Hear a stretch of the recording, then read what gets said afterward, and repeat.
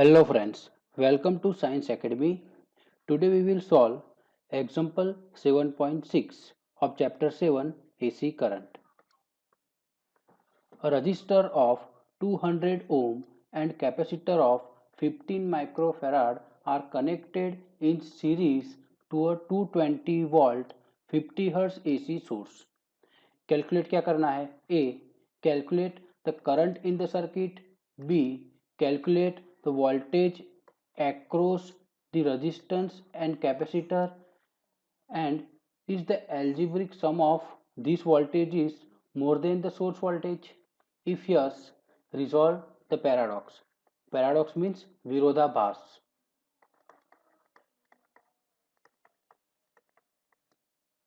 Okay,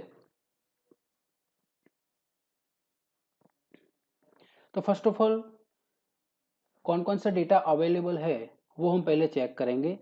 तो हमारे पास रेजिस्टेंस आर की वैल्यू है 200 ओम, कैपेसिटर सी की वैल्यू है 15 माइक्रोफेराड, वोल्टेज वी है RMS voltage V 220 volt and frequency F which is 50 hertz. These are the data available with us. AC current के chapter में पहले हमको क्या चेक करना है कि पहले कौन कौन सा डेटा अवेलेबल है and second which circuit is present. हमारे पास कौन सी सर्किट है? आरसी सर्किट है, एलसी सर्किट है, प्योरली कोई सर्किट है, रजिस्टिव, इंडक्टिव और कैपेसिटिव। तो पहले वो चेक करना है कि सर्किट कौन सी है। हमारे पास रेजिस्टेंस आर प्रेजेंट है और कैपेसिटर सी और उसको सीरीज में कनेक्टेड है, मींस हमारी सर्किट आरसी सीरीज सर्किट है। ओके, पहले ये हमारी सर्किट हो गई आरसी सीरीज सर्किट।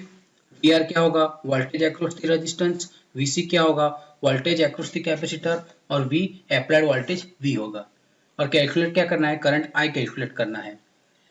जब हमारे पास सीरीज सर्किट हो और उसमें करंट कैलकुलेट करना है तो करंट सीरीज में कांस्टेंट होता है। ओके, और सीरीज सर्किट में पहले हमको क्या फाइंड करना पड़ेगा? इम्पेडेंस जेड फाइंड करना पड़ेगा। और इम्पेडेंस जेड का इक्वेशन वो डिपेंड करता है हमारी सर्किट कौन सी है।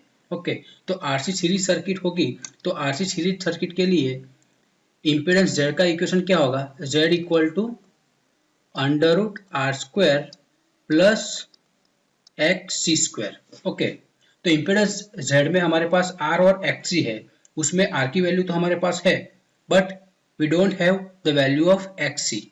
ओके, तो यहाँ पे करंट फाइंड करने के लिए करंट आई का इक्वेशन क्या होगा? सपोज ये हमारा जेड हो गया तो current I which is equal to V by Z हो जाएगा। Okay, and Z equal to under root R square plus X square. लेकिन हमारे पास एक्स की वैल्यू नहीं है तो एक्स फाइंड करना पड़ेगा। ओके, तो एक्स का इक्वेशन क्या है? X which is equal to 1/2 pi F C. 1/2 into pi 3.14 into frequency is 50 hertz and capacitance C 15 microfarad means 15 into 10 raised to -6। अगर आप इसको सॉल्व करोगे तो x की वैल्यू क्या मिलेगी? 212.3 ओम मिलेगी। ओके, तो ये x की वैल्यू मैं यहाँ पे रख दूंगा तो मुझे z की वैल्यू मिल जाएगी और ये z की वैल्यू मैं यहाँ पे रखूंगा तो मुझे करंट I की वैल्यू मिलेगी। Okay, now z equal to under root R square plus X square. R की वैल्यू 200 प्लस एक्स की वैल्यू कितनी है? 212.3। ये मैंने यहाँ पे रख दी एंड सिंप्लीफाई किया। I will get the impedance of z which is 291.67 ohm. Okay, now current I equal to V by Z, Z की वैल्यू मिल गई, ये वैल्यू मैं यहाँ पे रखूंगा। ओके, तो मुझे करंट I की वैल्यू मिलेगी।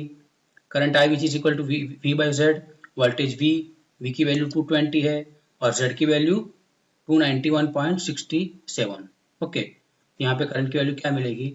0.755 एम्पियर।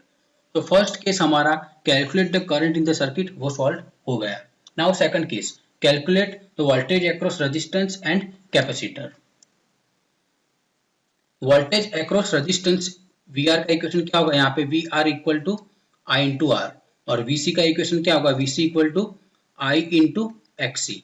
हमारे पास आर की भी वैल्यू है और एक्सी की भी वैल्यू है, वो हमने कैलकुलेट की। यहाँ पे उसकी वैल्यू रखेंगे, हमको वी आर और वीसी की वैल्यू मिल जाएगी। तो first V R equal to I into R, I की value 0.755 into R 200, we will get V R as 151 volt. And second is VC equal to I into XC. यहाँ पे current I की और XC की value मैंने रखी 0.755 into 0.3, I will get VC as 160.3 volt. Okay, तो हमारा ये दो केस तो सॉल्व हो गया. Now next point is the algebraic sum of this voltage more than the source voltage? If yes, then resolve the paradox. Means algebraic sum क्या होगा यहाँ पे किसका, this voltages means V R और VC का algebraic sum V R और VC का 151 into 160 sorry plus 160. तो अल्टीमेटली एल्जेब्रिक सम क्या होगा वी आर प्लस वीसी का 311.3 होगा. ओके, और सोर्स वोल्टेज कितना है हमारे पास, सोर्स वोल्टेज है 220. और यहाँ पे पॉइंट क्या है, is the algebraic sum of this voltages are more than source voltage? Yes, क्योंकि हमारे पास एल्जेब्रिक सम कितना है 311 और सोर्स वोल्टेज कितना है 220. तो 311 ग्रेटर देन 220 है. तो हमको ये मीन्स एक्चुअली ये पॉसिबल नहीं है. हमारा सोर्स वोल्टेज क्या है, source voltage which is 220 volt and algebraic sum 3111 है विच इज नॉट पॉसिबल. तो ये विरोधाभास क्यों है और उसको जस्टिफाई करना है. तो यहाँ पे एक पॉइंट ध्यान में रखना है, एल्जेब्रिक सम कब पॉसिबल है. सपोज ये वी आर और ये V C, for example suppose मान लेते हैं वी आर और वी सी की डिरेक्शन सेम या फिर अपोजिट होती तो हम उसका एल्जेब्रिक सम ले सकते हैं. Clear, like this, V R और वी सी की सेम डिरेक्शन होती और अपोजिट डिरेक्शन होती तब हम उसका एल्जेब्रिक सम कर सकते हैं. लेकिन यहाँ पे आरसी सीरीज सर्किट में उसका फिजर वोल्टेज ट्राइंगल कैसा है आरसी सर्किट के लिए, लाइक दिस, ये वी आर, ये वी सी और ये रिजल्टेंट वोल्टेज V और ये एंगल फाई. यहाँ पे वी आर और वी सी के बीच में 90 डिग्री एंगल प्रेजेंट है, फेज एंगल. ओके, तो उसका हम एल्जेब्रिक सम नहीं ले सकते हैं.